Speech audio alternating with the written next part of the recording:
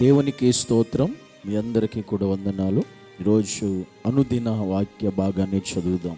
కీర్తనలు 73వ కీర్తన 24వ వచనం. నీ ఆలోచన చేత నన్ను నడిపించెదవు, తరువాత మహిమలో నీవు నన్ను చేర్చుకొందువు. దేవుడు కీర్తనకారుడు ద్వారా మాట్లాడుతున్న విషయం ఏంటంటే, ఈరోజు నీ ఆలోచన చేత నన్ను నడిపించు ప్రభువా, తర్వాత నీవు మహిమలో నన్ను తీర్చుకుంటావు. అంటే ఈ లోకంలో మనుషులు రకరకాల ఆలోచనలు కలిగినటువంటి వాళ్ళు, రకరకాల తలంపులు కలిగినటువంటి వారు, రకరకాల ఉద్దేశాలు కలిగి ఈ లోకంలో మనుషులు జీవిస్తూ ఉంటారు.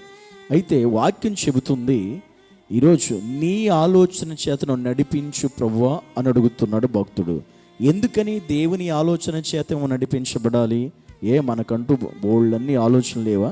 మనకంటూ బోళ్ళన్నీ తెలివితేటలు లేవా? మనకంటూ బోళ్ళంత జ్ఞానం లేదా? దాన్ని బట్టి మనం నడవలేమా? దాన్ని బట్టి మనం పనులు చేసుకోలేమా? దాన్ని బట్టి ముందుకెళ్ళలేమా? వెళ్ళగలం. కానీ కీర్తనకారుడు అంటున్నాడు, నీ ఆలోచన చేత నన్ను నడిపించు. ఎందుకు ఈ మాట చెప్పాడంటే, ప్రభు నా ఆలోచన అయితే నాకు ఇప్పుడు ఏం జరిగిద్దో తెలియదు. నా ఆలోచన అయితే అది అస్థిరమైనది, స్థిరంగా ఉండదు.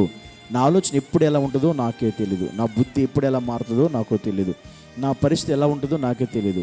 కనుక నా ఆలోచన నన్ను నాశనం చేయొచ్చు, నన్ను పాడు చేయొచ్చు, నేను అనుకున్న జరగకుండా చేయొచ్చు. కానీ అందుకే నా ఆలోచన కాదు ప్రభువా, నీ ఆలోచన చేత నన్ను నడిపించు.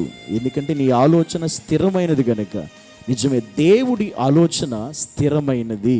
అలాంటి ఆలోచన మనల్ని నడిపించుద్ది. అందుకే దేవుడు అంటాడు, మీ ఆలోచన వేరు, నా ఆలోచన వేరు, నీ తలంపులు వేరు, మా తలంపులు వేరు అని దేవుడు చెప్పిన విషయం అదే. కనుక మన ఆలోచన బట్టి వెళితే ఒకటి ఆలోచన తిన్నగా ఉంటుందంట, కానీ చివరికి మరణానికి దారి తీస్తుందంట. అందుకనే మనిషి ఆలోచన ఎప్పుడు కూడా తనని పాడు చేస్తుంది. కనుక మనం ఎప్పుడు కూడా ఎవరి ఆలోచన బట్టి నడిపించబడాలంటే దేవుని ఆలోచన బట్టే మనం నడిపించబడాలి. దేవుని యొక్క ఆలోచన విధానంలో మనం నడవాలి. దేవుడే మనకు ఆలోచన ఇవ్వాలి. దేవుని ఆలోచన ప్రకారం మనం నడిచిన ఏ ఒక్కడు కూడా ఎంతవరకు భూమి మీద చెడిపోయినట్టు కానీ, పాడైపోయినట్టు కానీ, అడు చెదరిపోయినట్టు కానీ, ఆ బ్రతుకు ఎందుకు పనికి రాకుండా పోయినట్టు కానీ మనం ఎక్కడ భూమి మీద చూడలేము. ఇంతవరకు కూడా దేవుని ఆలోచన చేత నడిపించబడిన వారు పరిశుద్ధ గ్రంథంలో అనేకమైన భక్తులు ఉన్నారు. వారు దేవునిలో ఆలోచన పక్కన నడిచారు. కాబట్టి ఇక్కడ కీర్తనకారుడు అన్న, ప్రభు నీ ఆలోచనను నడిపించు, తరువాత మహిమలో నీవు నన్ను చేర్చుకుందువు.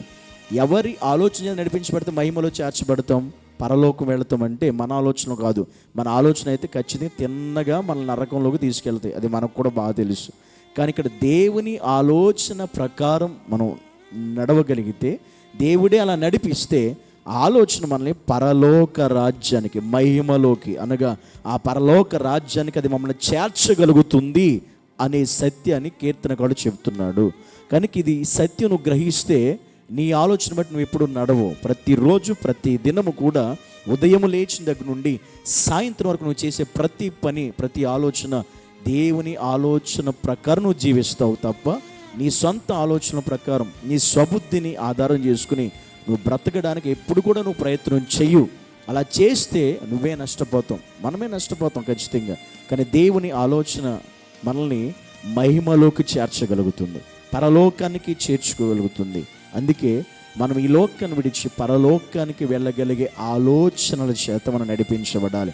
మనం ఉండేది భూమి మీద కావచ్చు, కానీ పర సంబంధమైన ఆలోచనల చేత నడిపించబడేటువంటి ఆ కృప ఈ దినమున దేవుడు మనందరికీ దయచేయాలని ఒక దైవజనుడిగా మీకు నేను ఈ విషయాలు, ఈ మాటలు నీకు తెలియజేస్తున్నాను. కనుక ఈ దినం మొదలుకుని మనం కూడా మన ఆలోచనలన్నీ పక్కన పెట్టి దేవుని యొక్క దైవిక సంబంధమైన ఆలోచనల చేత మనందరము కూడా నడిపించబడుదుముగాక.